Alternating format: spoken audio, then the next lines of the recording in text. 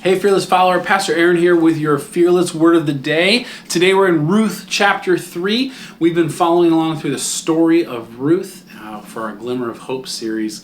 And if you remember, we're at the point in the story where Ruth is going to Boaz and kind of making her intentions known. Naomi has encouraged her to approach Boaz as her kinsman redeemer, a distant family member who has the right and responsibility to marry her and to care for her. And this is what happens in chapter 3, verses 10 through 13. He said, "May you be blessed by the Lord, my daughter. This last instance of your loyalty is better than the first. You have not gone after younger men, whether poor or rich. And now, my daughter, do not be afraid. I will do for you all that you ask. For all the assembly of my people know that you are a worthy woman.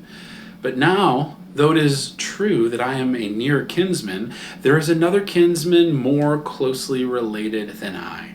Remain this night, and in the morning, if he will act as your next of kin for you, good, let him do it. If he is not willing to act as your next of kin for you, then, as the Lord lives, I will act as your next of kin and redeem you. Lie down until morning and wait." I love this part of the story because God is starting to peel back his plan to care for Ruth, and yet there's a speed bump, right? Boaz is her next of kin. Naomi has encouraged her to go make her kind of loyalty known to him. He says, yeah, I have the right and responsibility to marry you and care for you, but there is somebody else who's a closer relative. And Boaz's response, clearly he likes her, right? If he's not going to do it, as surely as the Lord lives, I'll do it. I'll marry you. I'll take care of you. I'll welcome you into my family. But rather than reaching out and taking what he desires, he says, lie down and wait here until morning.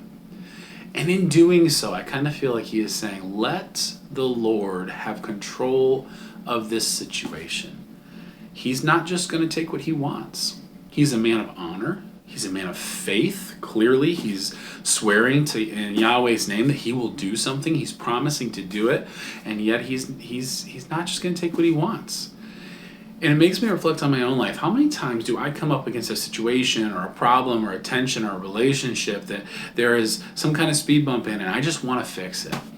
I want to take control of the situation, take what I want, force things to go my way, square peg, round hole, whether it's fixing some kind of tension in my profession or my job or a financial issue or a relationship or a vice or addiction or temptation. I want it just to be, the tension to be relieved. I want to fix the problem. But if I follow Boaz's example here, lie down and wait until morning. I am letting go of that control and trusting the God who is over all to take care of it for me. I remember a specific time when Emily and I were in ministry at a youth camp, and all of our income was on donations and support.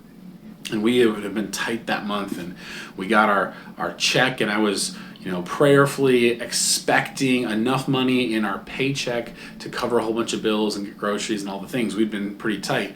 And I opened up our paycheck, and it was $12.58. And I was just blown away. I was in despair. I wanted to fix it. I went home and I got a whole bunch of stuff together. I was going to start selling stuff on Craigslist. I was going to start, fixing the problem. And I wasn't going to sleep until we had enough money to make bills and get food. And I remember Emily and I prayed about it, and we felt like the Lord say, I got this one. And the next day, he met the needs. He brought people around us who didn't know what we were going through to care for us financially and to give us groceries. And, that is a scary place to be in when you're out of control and you want to fix a problem, you want to take care of your family. But if you pull close to the Lord, if you lie down and wait until morning, sometimes his plans are bigger than yours, and his provisions and solutions are going to be better than yours. So I don't know where you're at, but what is the thing that you just want to fix? But God might be saying, honor the process. Let me have control. Lie down and wait until morning. Rest in my provision. Trust me to care for you. And I will, because he's good and he's loving.